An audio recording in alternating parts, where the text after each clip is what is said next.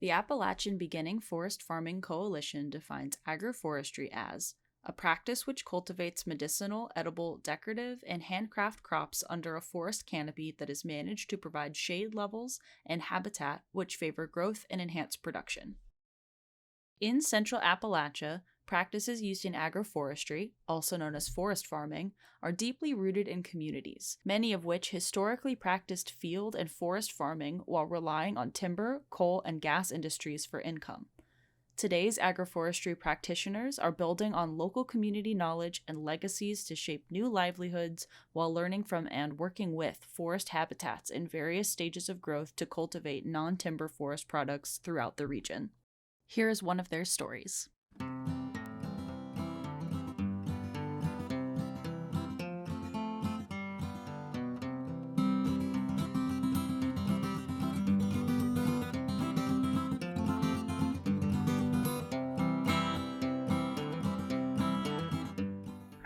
I am Ruby Daniels.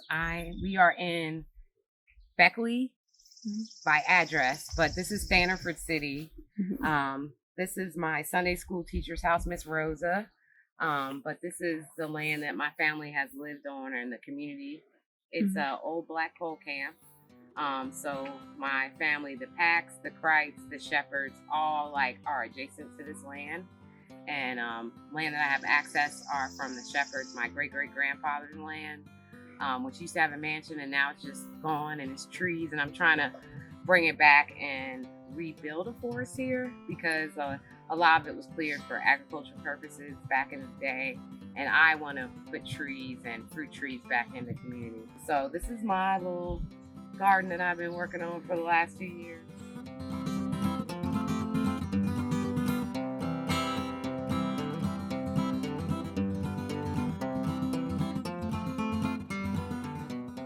A lot of these herbs are on the borders. Skullcap, motherwort are on the borders of the forest. Sometimes found in the forest. Echinacea, most of them are borderline, right before you get into the deep forest. So I feel like they do have a place in forest farming. It's not golden seal. It's not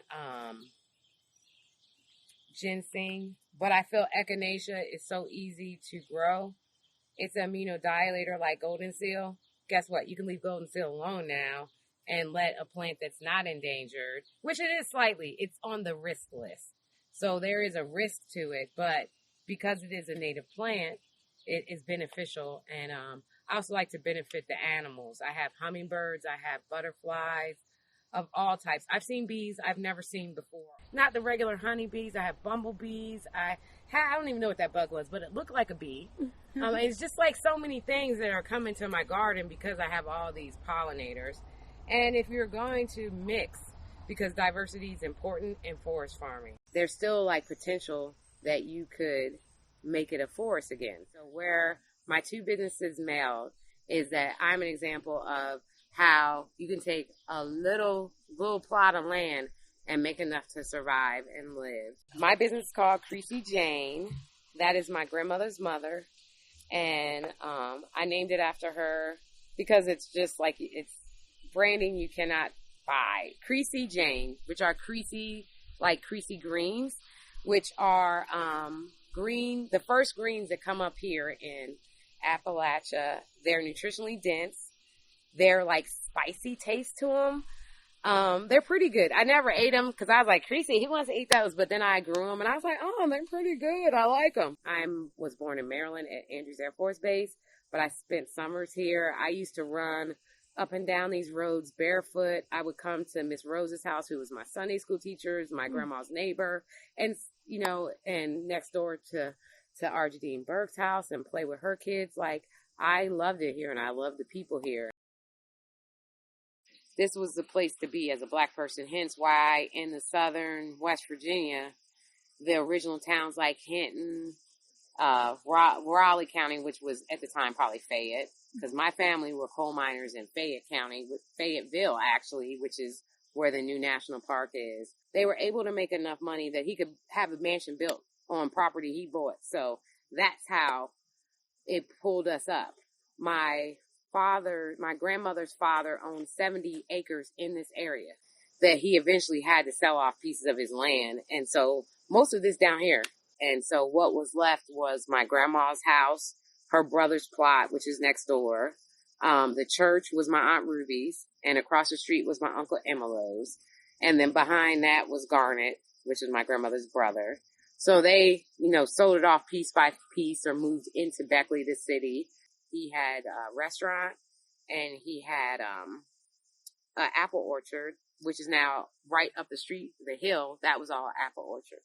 And I mean, that's amazing to me. So I'm trying to do what he did, but on a smaller, not 70-acre scale, like an acre. The person that's influenced most of my work and my love for West Virginia, my love for this place, is my grandmother and my grandfather. I feel like I need to do work here. Ruby incorporates plants that are significant in Afrolachian history and culture, such as wild sweet potato, which is also known as High John the Conqueror. High John was a story that slaves told about this spirit named High John, and he was a African prince that flew here from Africa to help protect the slaves, and he was just so witty. And it's like kind of like now as I see how it grows, it's like a subtle invasion of this vine. He's like so subtle, but this vine is just invading everything. High John just would always best the master. He always beat him, but it was never by brute force. It was never like Nat Turner. Mm-hmm. He was just like subtle with it. So the slaves said that, after all these stories they told around plantations about this High John, that eventually he said, I got to go back to Africa. But if you need me for help, I will be in this root.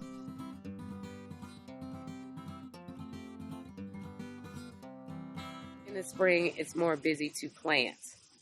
And because I'm a diversified farm where I grow vegetables as well as herbs, so springtime, and I'm thinking like now once I get the trees in, so next year's spring, I'll probably have to mulch all the trees in the spring when they come up from the winter time, do any type of pest issues or bugs and prepare them for that. Maybe put some herbs around them to kind of keep the, larvae from destroying my trees. Springtime is a time to put compost around any perennial herbs. And if you're going to move them, that's a time when you would move them before they really get going. Summertime is harvesting, planting. So like now I'm getting ready to do my fall crops. So I'll put beets, but you can put in like things that like cold, like collard greens and beets and lettuce. All those vegetables can kind of handle the cold. Then I'll harvest summertime, fall. I'll harvest and dry. Wintertime is more of me making products. I'll do body butters in fall and winter. I'll start making products and getting ready for the circuit to do conferences. Ruby's vision has been supported by a growing network of service providers in Central Appalachia. Here's a few examples. Key things that I think will help any forest farmer is go to your USDA local office, meet with an NRCS agent, and also do your own research.